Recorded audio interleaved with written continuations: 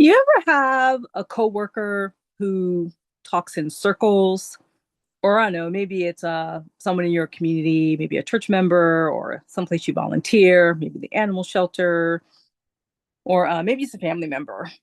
But I think we all know at least one person who, for example, if it's a coworker, it's a 15-minute meeting, and for the first 10 minutes, they talk in circles, they give you tangents, and you're like, what does this have to do with what's at hand? And people are starting to get antsy and frustrated because, they've taken 10 minutes of a 15-minute meeting to finally get to what they're talking about.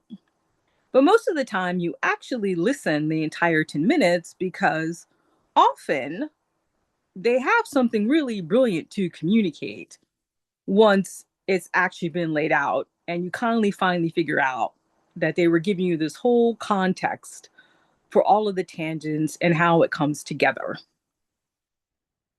I often think that that is Mercury in Pisces. Why do I lay all of this out for us? Well, we have Mercury in Pisces, and that's how Mercury in Pisces is when it's direct. And it's about to turn retrograde. I know.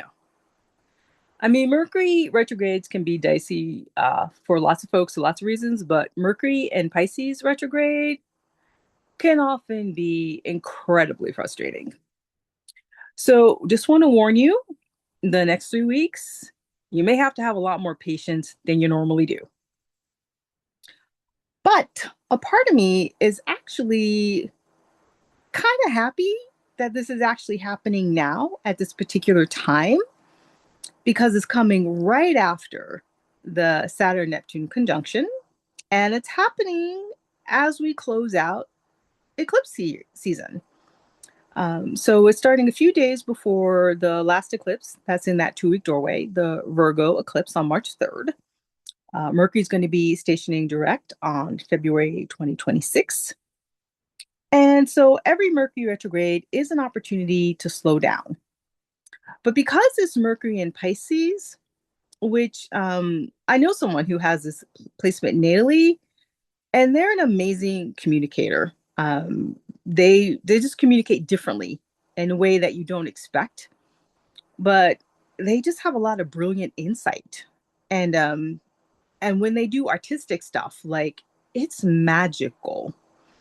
And I feel like that is the gift of Mercury in Pisces. And so this Mercury retrograde in Pisces, I think, is an opportunity to look at things from a completely different perspective, to come at it from a different perspective. So this could be a great time, first of all, to go back to a project or an idea that got stalled maybe a few months ago or a year ago or even years ago. Things that still kind of sit at the back of your mind and you think, oh gosh, I really want to get back to that one day. This could actually be a good time to do that because this energy, especially after the first eclipse and moving towards another one, and after the Saturn Neptune conjunction, there may actually be more fuel for new ideas, for things that you come at a new perspective.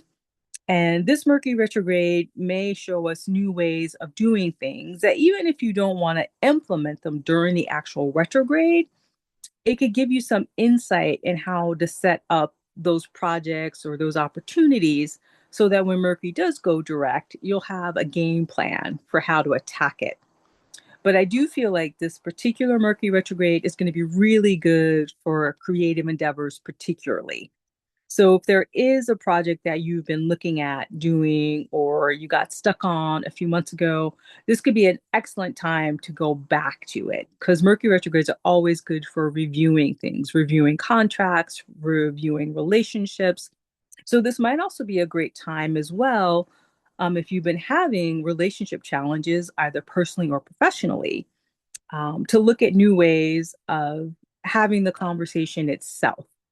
And through that process of doing it differently, maybe new insights will come to the surface.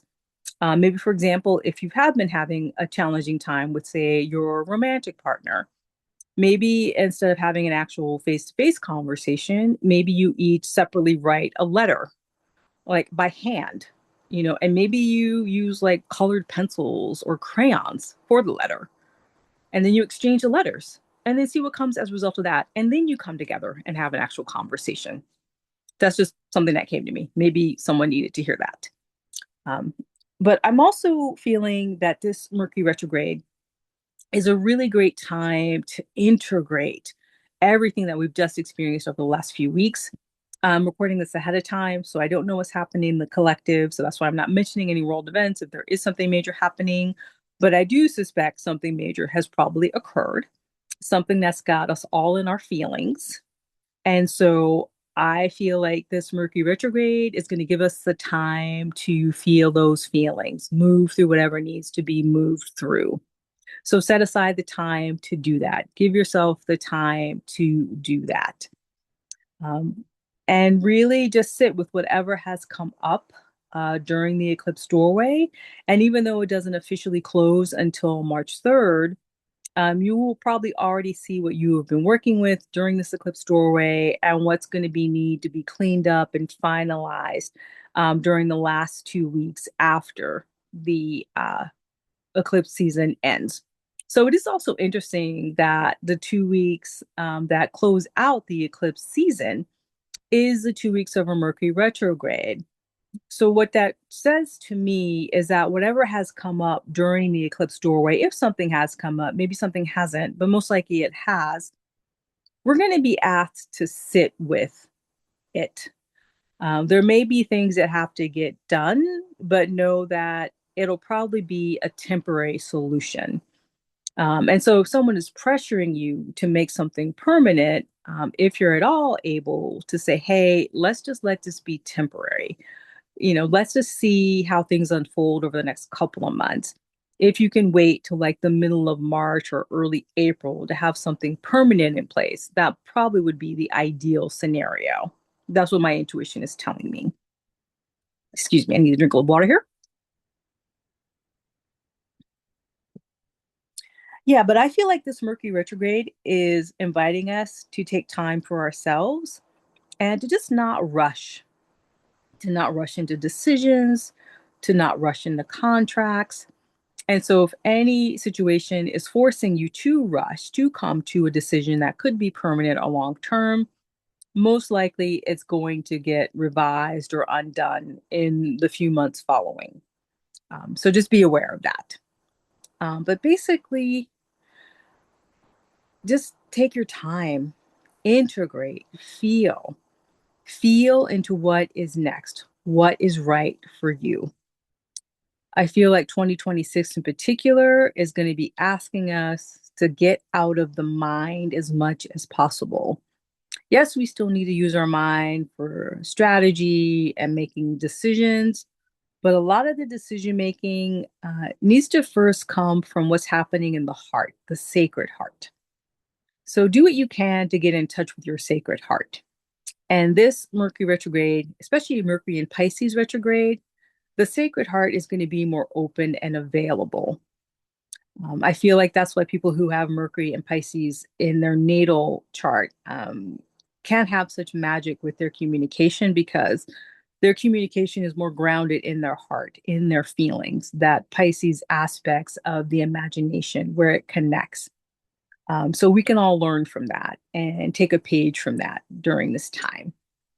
And basically, that's it. I just want to remind you also of my current offerings, my 90-minute You Illuminated Astro Counseling session. I have a 30-minute version if you want to test it out, 30 minutes for $30. I have my Skool community, $9 a month or $50 a year. We meet weekly, and I'm also going to be rolling out some other stuff for that community as well. So definitely check it out. The links will be down below. And I am wishing you so much love, so much ease, and take care of yourself. Easefully yours, Darice.